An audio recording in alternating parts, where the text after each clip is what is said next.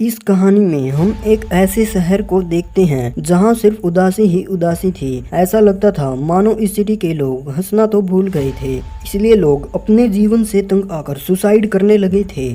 कहानी में एक ऐसे लड़के को दिखाया गया है जिसका नाम एलन होता है। एलन के पापा की एक ऐसी दुकान है जिसमें वे लोगों को सुसाइड करने का सामान बेचते हैं, लेकिन एलन चाहता है कि उसके डैड इस दुकान को बंद कर दें और कोई नया काम शुरू करें, क्योंकि लोगों को सुसाइड करने के लिए सामान बेचना एलन की नज़र में कोई अच्छा काम नहीं था।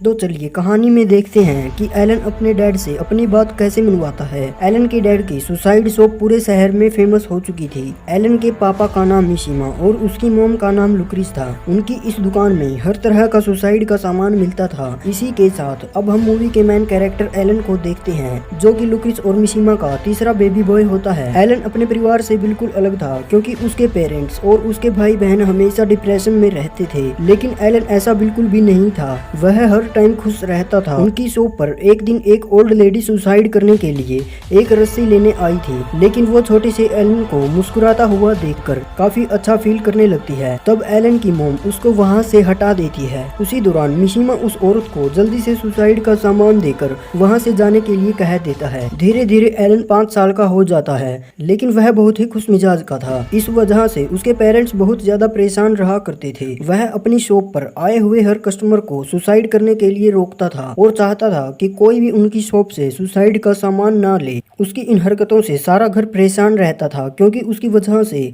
उनकी शॉप बंद होने की कगार पर आ गई थी। लेकिन एलन को यह सब बिल्कुल भी पसंद नहीं था कि उसके परिवार में सब लोग ऐसे ही डिप्रेस्ड और उदास रहें। उसके भाई बहन हमेशा उदास ड्राइंग बनाते थे, जबकि वह हमेशा अपनी ड्राइंग में हैप्पी फैमिली का सपना देखता था कि उसका परिवार हमेशा खुशहाल दिखे।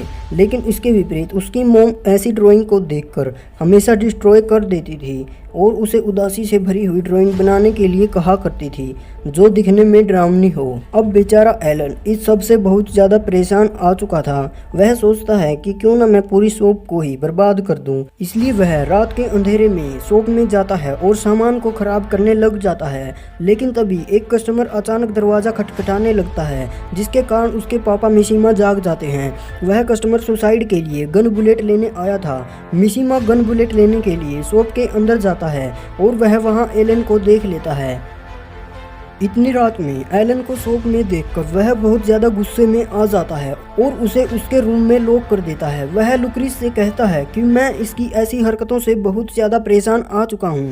उसकी ऐसी हरकतों से एक दिन हमारी शॉप बंद हो जाएगी, फिर कोई भी हमारी शॉप पर नहीं आएगा और हम बहुत बड़ी मुसीबत का शिकार हो जाएंगे। हमें बहुत सारे लॉसेज उठाने पड़ेंगे। अगले दिन एलन अपने भाई बहन के साथ स्कूल जाने के लिए बस में बैठ जाता है, लेकिन उस बस में सारे बच्चे बहुत ही ज्यादा उदास और डिप्रेस्ड बैठे हुए थे, मानो उनके जीवन में कोई खुशी ना हो। लेकिन वहीं एलन और उसके साथी मजे से लास्ट में बैठे म्यूजिक सुन रहे थे और काफी इंजॉय भी कर रहे होते हैं। अचानक उनकी स्कूल बस के आगे आकर एक आदमी सुसाइड कर लेता है, जिसे देखकर एलन बहुत ज़्यादा उदास हो जाता है और साथ में अपने आप पर शर्मिंदा भी होने लगता है, क्योंकि लोग उनकी ही शॉप से सुसाइड का सामान लेकर सुसाइड करते थे। वहीं शहर में सुसाइड रेट काफ़ी हद तक बढ़ चुका था, जिसकी वजह से हर जगह नेगेटिव वाइब्स तेज़ी से फैल रही थी। ऐसे में एलन अपने दोस्तों के साथ मिलकर लोगों को पॉजिटिव वाइब्स देने के लिए स्पीकर बजाने का डिसाइड करता है, जिससे लोग म्यूजिक सुनकर अच्छा फील करें। लेकिन यह सारी बातें मिशिमा सुन लेता है और वह उसकी एक के बाद ऐसी नई हरकतों से काफी परेशान आ जाता है, जिसके बाद वह एलन से नाराज होकर उसे बिगाड़ने के लिए सिगरेट लेकर दे देता है, ताकि एलन स्मोकिंग करके बीमार हो जाए और जल्दी से मर जाए। एलन को स्मोकिंग काफ़ी पसंद आती है और वह स्मोकिंग करना शुरू कर देता है। इस तरफ आज एलन की बहन मैटलिन का जन्मदिन मनाया जा रहा था, जहां सब लोग एलन की बहन मैटलिन का बर्थ सेलिब्रेशन बहुत ही बोरिंग तरीके से कर रहे थे। इसलिए मैटलिन बहुत अपसेट बैठी हुई थी, क्योंकि वहां सबके उदास रहने का रिवाज सा बन गया था। सब लोग मैटलिन को प्रेजेंट देते हैं, लेकिन एलन का प्रेजेंट उसे सबसे ज़्यादा पसंद आता है। वो उसे पिंक स्कर्ट और एक म्यूजिक टैब देता है उसके बाद रात होते ही एलन सबसे छुपकर अपने दोस्तों से मिलने जाता है और अपने दोस्तों के सामने ही स्मोकिंग करने लग जाता है। लेकिन उसके दोस्त उसको बताते हैं कि सिगरेट पीना हेल्थ के लिए हानिकारक है, ये एक प्रकार से पॉइजन का काम करता है, इसलिए एलन इसे छोड़ देता है। इसी दौरान मैडलिन डांस कर रही होती है क्योंकि डांस करने से सारा डिप्रेशन दूर हो जाता है, जिसे देखकर एलन बहुत ज़्यादा खुश हो जाता है क्योंकि अब उसकी बहन खुश है। वहीं दूसरी तरफ मिशीमा काफ़ी सैड और डिप्रेशन में रहने लगा था। वह अपनी ज़िंदगी से परेशान आ गया था। लोगों को सुसाइड का सामान देते देते वह खुद सुसाइड करने का सोचने लगा था। वो एक दिन सुसाइड करने के लिए पॉइजन पीने ही वाला था कि लुक्रिस उसे रोक लेती है और उसे समझाती है कि ऐसा करना गलत है। इसके बाद मिशीमा अपना चेकअप करवाने के लिए एक डॉक्टर के पास जाता है तो डॉक्टर उसे सलाह देता है कि उसे अपने आप को ज़्यादा तनाव में नहीं डालना चाहिए और कुछ दिन आराम करना चाहिए। इसलिए सब लोग मिशीमा को शॉप से दूर ही रखते हैं और उसे आराम करने के लिए बोलते हैं। एक दिन एक आदमी उनकी शॉप से एक बड़ा सा स्टोन खरीदता है, लेकिन वह उसे उठा नहीं सकता। तभी लुक्रिस एलन से कहती है कि यह स्टोन तुम इनके घर डिलीवर करके आ जाओ। जिसके बाद एलन उस आदमी के साथ चला जाता है। उसके जाने के बाद लुक्रिस एलन की ड्राइंग बुक देख लेती है जिसमें एलन ने मैडलिन की डांस करते हुए ड्राइंग बनाई थी।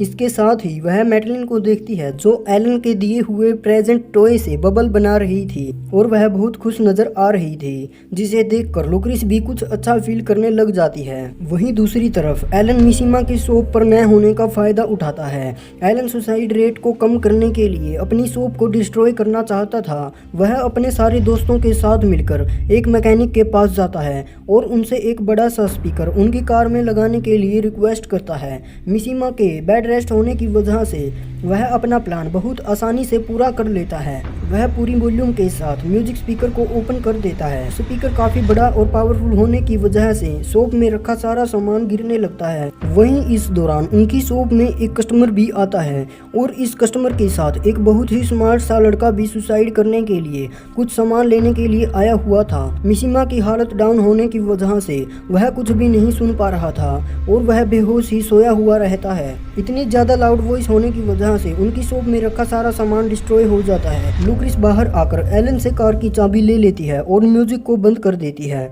म्यूजिक बंद होते ही सारे कस्टमर वहां से चले जाते हैं, लेकिन एक आदमी वहां से एक रुख चुपचाप अपने साथ ले जाता है। इसके बाद वो लड़का अपना मूड चेंज कर लेता है। अब वह मैडलिन से शादी करना चाहता था। तभी लुक्रिस वहां आ जाती है और वह लड़का उनसे मैडलिन का हाथ मांगने लगता है। अब वह मैडलिन को इतना खुश देखकर शॉप का सारा नुकसान भूल जाती है और उनकी शादी के लिए मान जाती है।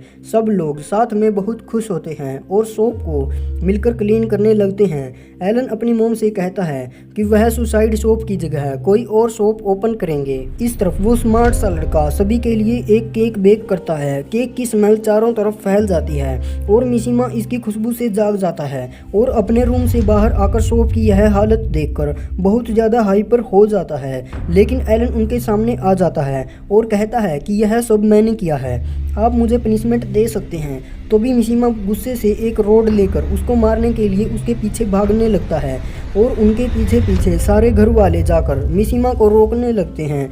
तभी एलन एक बिल्डिंग के ऊपर पहुंच जाता है और वहां खड़ा हो जाता है। मिशीमा और उसका परिवार भी वहां पहुंच जाता है। लुक्रिस मिशीमा को रोकने लगती है और कहती है कि अगर तुमने कुछ भी किया तो मैं अपना सुसाइड कर लूंगी, लेकिन वह किसी की नहीं सुनता और एलन को मारने के लिए आगे बढ़ने लगता है। तभी एलन कहता है कि उसने यह सिर्फ अपने परिवार को खुश करने के लिए किया था। वह उनको उदास और डिप्रेशन में नहीं देख सकता।